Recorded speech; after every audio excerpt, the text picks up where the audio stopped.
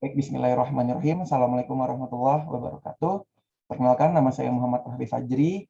Pada kesempatan kali ini, saya akan mempresentasikan proyek akhir saya mengenai data science menggunakan Python dengan judul proyek saya yaitu pengembangan daftar menu dan cabang Pondok Bakso Idola Bukit Tinggi dengan dosen pembimbing saya yaitu Pak Dewa Putu Wiajana Putra, SPD MSI. Latar belakang. Pondok Bakso Idola adalah kedai yang bergerak di bidang kuliner yang terletak di Kota Bukit Tinggi, Padang Panjang, dan Padang Luar. Usaha ini telah berjalan selama 14 tahun dengan lokasi kedai penjualan yang berpindah-pindah, namun sudah menetap di Bukit Tinggi selama 6 tahun hingga sekarang. Pondok Bakso Idola menjual berbagai macaman menu makanan seperti bakso dan mie ayam dan berbagai macam menu minuman, mulai dari es teh, jeruk, dan berbagai macam jus. Untuk meningkatkan penjualan, tentu dibutuhkan strategi baru yang bisa memancing pelanggan. Strategi baru yang dapat digunakan ialah membuat menu baru dalam bentuk cabang bakso atau membentuk cabang bakso yang baru.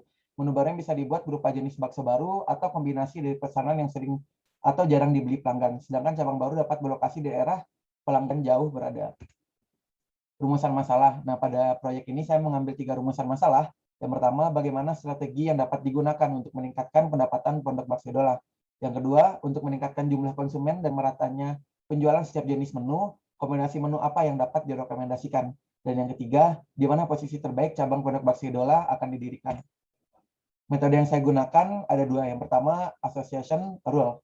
Nah, metode ini digunakan untuk membuat kombinasi menu makanan apa yang dapat direkomendasikan, serta untuk menentukan menu makanan apa yang harus diperbanyak jumlahnya dan sebaliknya. Sedangkan untuk metode klasterifikasi, saya menggunakan tipe Cummins, yang mana gunanya adalah untuk menentukan posisi cabang Pondok Bakso Idola yang efektif dibuka dan melihat di daerah bagian mana konsumen terbanyak berada di kedai bakso idola. Data yang saya gunakan itu adalah data yang saya kumpulkan sendiri. Terdapat data penjualan Pondok Bakso Idola pada hari Sabtu Minggu 14 sampai 15 Agustus 2021, dan di sini saya juga mencatat beberapa koordinat pembeli yang makan di Pondok Bakso Idola. Nah, untuk pembahasan saya akan langsung saja ke collab-nya. Baik, yang pertama kita akan menentukan menu yang direkomendasikan di Pondok Bakso Idola. Dan tentu yang pertama di sini saya menginstal terlebih dahulu Efficient a priori-nya untuk membantu kita dan mengimport library yang diperlukan. Yaitu ada NumPy, Pandas, dan juga di sini ada MLX dan Frequency Patterns. Selanjutnya saya memanggil data dan saya simpan datanya dengan transaksi Bakso Idola seperti ini. Nah, setelah saya simpan datanya, sini saya bersihkan datanya, yaitu dengan mendrop mana yang tabelnya bernilai kosong. Dan di sini terdapat 286 data. Selanjutnya di sini saya definisikan data pembelian, yaitu adalah dengan mengeluarkan total makanan, total minuman, alamat, dan semuanya. Jadi yang bersisa hanya angka-angka di luar dari total pembelian tadi. Nah, selanjutnya sini saya definisikan fungsi hot and cold. Fungsi ini adalah untuk membuat nilai yang memiliki angka lebih dari 1 itu didefinisikan dengan 1, dan yang 0 tetap kita definisikan dengan 0. Nah, jadi di sini kita hanya melihat apakah menu itu terbeli atau tidaknya tanpa menghiraukan berapa jumlah yang dibeli dalam satu transaksi tersebut. Nah, di sini saya definisikan tabel pembelian, yaitu data pembelian apply hot and cold, sehingga kita dapat memasukkan fungsi encode tadi ke dalam data pembelian. Selanjutnya di sini saya membangun model dengan mendefinisikan FRI items a priori pembelian dengan di sini saya definisikan minimum supportnya yaitu 0,05 dan di sini minimum thresholdnya adalah 1, dan kita peroleh aturan asosiasi seperti ini. Terdapat banyak aturan asosiasi di sini yang mana kita lihat hanya 2 elemen saja aturan asosiasi di sini dengan berbagai macam nilai supportnya dan juga nilai confidence serta list dan reference-nya. Nah, berdasarkan tabel yang didapat ini, saya memperoleh beberapa kesimpulan yang bisa saya tarik. Yang pertama, menu makanan yang paling banyak diminati adalah bakso urat dengan persentase pembelian 40,9%, disusul oleh bakso telur dengan persentase pembelian 25,87%, dan bakso rudal sebesar 24,46%, dan seterusnya adalah bakso beranak, mie ayam, dan mie ayam bakso. Nah, sementara di sini minuman yang paling banyak diminati itu ada es teh dengan persentase pembelian itu atau peluang pembelian yaitu 24,48%. Disusul oleh es jeruk dengan peluang pembelian 23,43% dan disusul oleh jus mangga.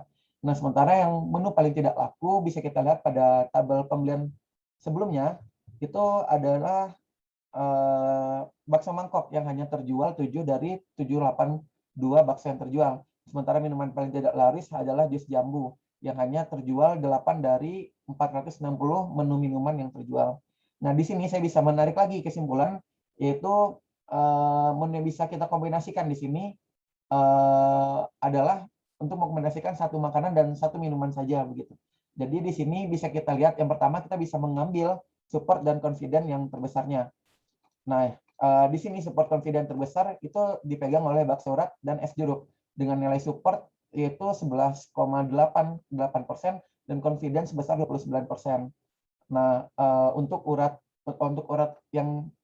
yang membeli urat maka membeli es jeruk dan sebesar 50% jika orang membeli jeruk maka dia juga membeli urat. Disusul dengan kombinasi lain yaitu adalah bakso urat dan es teh dengan nilai support sebesar 10% dan confidence-nya jika orang membeli urat maka membeli es teh adalah 25%, sementara jika orang membeli es teh maka membeli urat adalah 42,85%. Nah, ini adalah menu yang memiliki support dan confidence terbesar. Dilanjutkan dengan urat plus jus mangga, rudal plus es jeruk, telur plus es jeruk, beranak plus es teh. Kombinasi menu ini tentu dapat kita hidangkan dengan cara menarik pelanggan lagi, dengan cara mengkombinasikannya dengan menurunkan harganya sebesar 7%. Yang kedua, menu yang paling tidak laris. Di sini kita bisa membuat juga kombinasi menu yang tidak laris, yaitu adalah bakso mangkok dan jus jambu. Nah, kombinasi ini dapat dijual dengan menurunkan harga total sebesar 15%.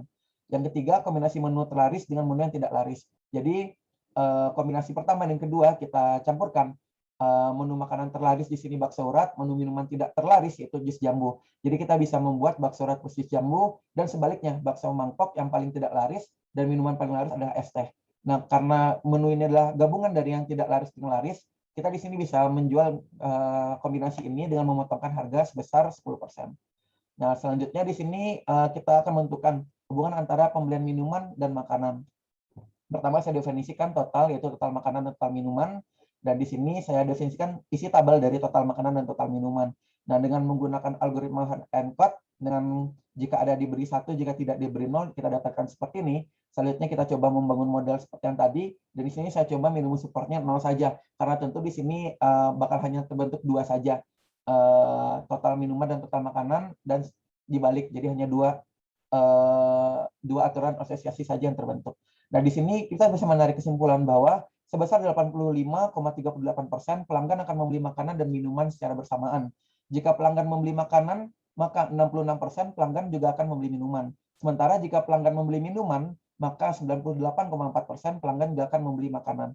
Nah, kombinasi menu yang ditarik di sini adalah karena kita bisa melihat persentase yang besar di sini antara ketergantungan orang membeli makanan dan minuman. Di sini saya bisa membuat satu kombinasi lagi, yaitu pembelian satu makanan dan minuman jenis apapun, maka bila dipaketkan, kombinasi ini bisa kita potongkan dengan harga 5%.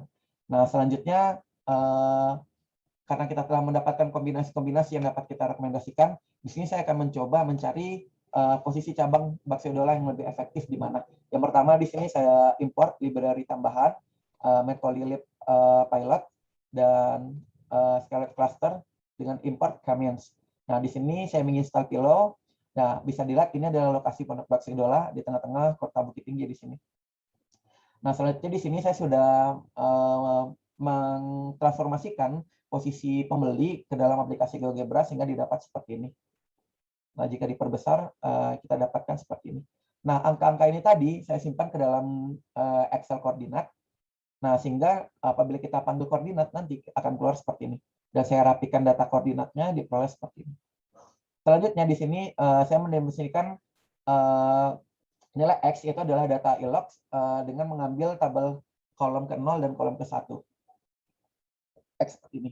Nah, di sini saya coba membangun metode elbow dengan menggunakan angka klasteran tepat sebanyak 75 kali pengulangan dan diperoleh seperti ini dengan rank 75. Nah, karena di sini belum tampak jelas perpotongannya berada tepat di titik mana, tapi bisa kita lihat bahwasannya berada pada jarak 0 sampai 10, maka di sini saya ulang sekali lagi fungsi yang saya gunakan, sehingga saya mendapatkan data seperti ini. Nah, bisa kita lihat di sini bahwasannya pembelokan terbesar itu terjadi ketika jumlah klasternya adalah 3 di sini. Sehingga di sini bisa kita menjalankan Kamiens dengan sebanyak 3 klaster. Pertama saya definisikan Kamiens adalah seperti ini, dan Yemins adalah K-means with predict X. Selanjutnya, di sini saya visualisasikan hasil klasternya dengan memanggil PLT scatter tadi dengan sintaks seperti ini, dan juga saya tampilkan titelnya koordinat pelanggan, labelnya yang di X sumbu X, label Y adalah sumbu Y, PLT legend, dan PLT show. Maka diperoleh data koordinat pelanggan seperti ini. Terdapat 3 klaster hijau, klaster biru, dan klaster kuning. Nah, apabila kita buat lagi ke dalam aplikasi GeoGebra tadi untuk melihat wilayahnya, maka kita dapat hasil seperti ini. Nah, kesimpulan, cabang efektif dibuka ialah pada 3 titik tersebut. Nah, jika ingin menambah 3 cabang, namun jika ingin menambah 1 cabang, maka cabang yang paling rekomendasikan itu di sekitaran klaster pertama atau klaster berwarna biru. Karena apa? Karena daerah tersebut memiliki jumlah klaster yang paling banyak anggotanya. Posisi cabang kedai dapat sedikit didekatkan dengan klaster kedua. Gitu. Gunanya apa? Juga untuk memancing orang yang berada di zona klaster kedua juga bisa membeli bakso pada cabang baru nantinya. Nah, jika kita buat daerahnya, jadi ini adalah titik pusat dari masing-masing klaster hijau, kuning, biru. Nah, di sini saya lebih merekomendasikan bahwasanya cabang dibuka di ujung klaster kedua ini. Jadi sedikit mendekat juga klaster kuning dan juga menghimpun yang adanya di klaster 2. Dan jaraknya pun juga tidak terlalu dekat dengan Pondok Bakso Idola yang ada di Kota Bukit Tinggi. Nah, posisi ini adalah berada di Bukit Batabuah, Candong, Kabupaten Agam. Selanjutnya, saya akan kembali ke sini. Nah, kesimpulan yang saya dapat adalah cara efektif untuk meningkatkan pendapatan ialah dengan membuat paket kombinasi menu yang menarik dan membuka cabang baru di daerah sekitar pembeli terbanyak yang jauh dari kedai utama. Yang kedua, kombinasi menu yang dapat diusulkan adalah sesuai tabel berikut. Bisa kita lihat untuk semua makanan dan semua minuman itu kita diskon 5% jika dibeli berbarengan, dan terdapat paket-paket lain dengan persentase yang berbeda. Kesimpulan yang ketiga, lokasi cabang yang paling efektif berada di daerah Bukit Batabuah, Candong, Kabupaten Agam. Daftar pustaka yang bisa dilihat seperti ini, dan lampiran bisa diakses di link berikut ini. Sekian presentasi saya. Apabila ada kesalahan, saya mohon maaf. Saya tutup. Wabillahi taufiq wal hidayah. Wassalamualaikum warahmatullahi wabarakatuh.